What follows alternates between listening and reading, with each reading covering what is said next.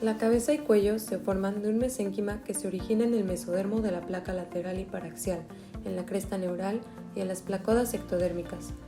El mesodermo de la placa lateral forma algunos cartílagos laringeos como aritenoides y cricoides. El mesodermo paraxial, que son somitas y somitómeros, forman los componentes membranosos y cartilaginosos del neurocráneo, también conocido como cráneo, los músculos voluntarios de la región cranofacial, la dermis y tejidos conectivos en la región dorsal de la cabeza y las meninges.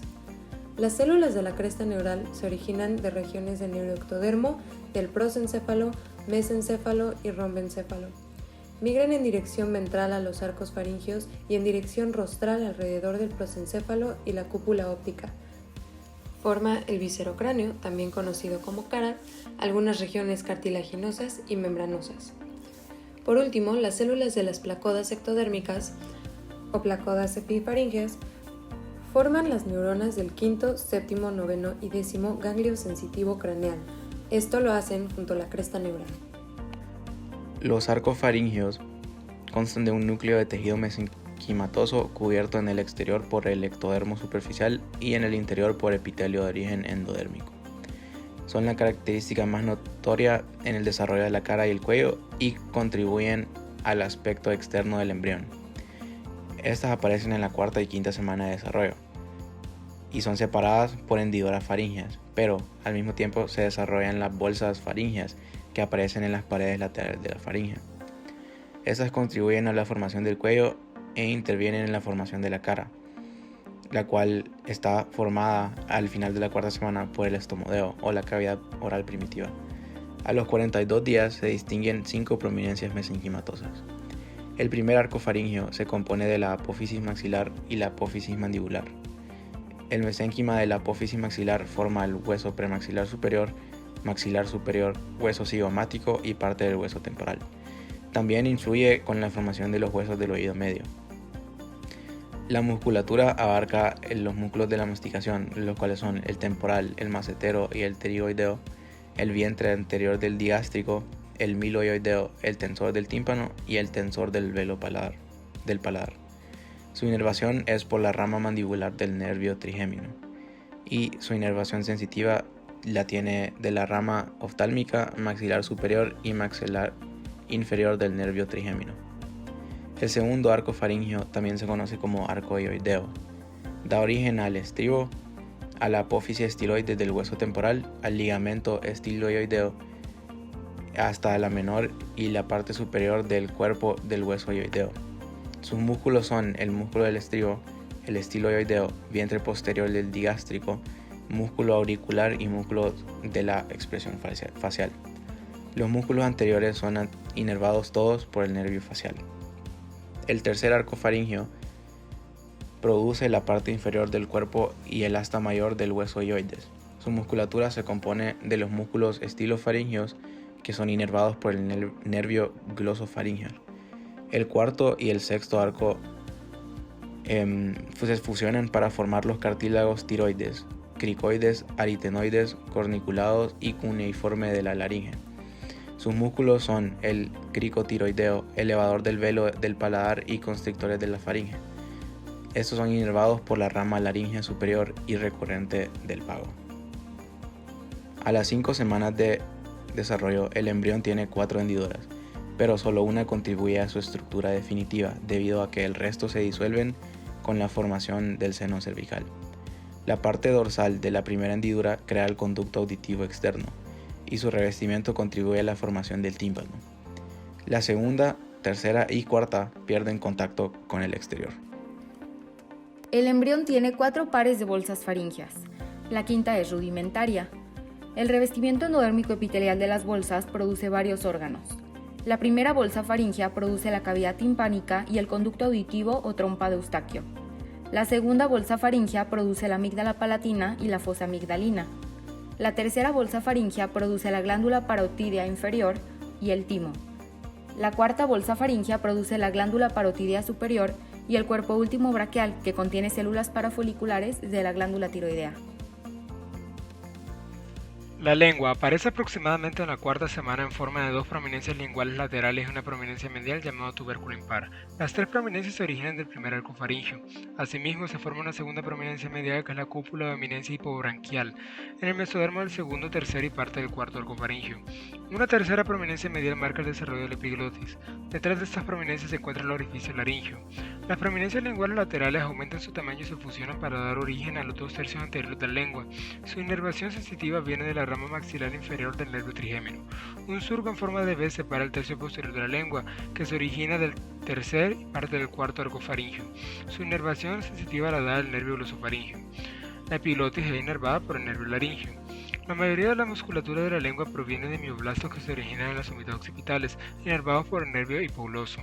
La inervación sensitiva especial de la lengua se da por el nervio facial y, en el tercio posterior de la lengua, por el nervio glosofaríngeo.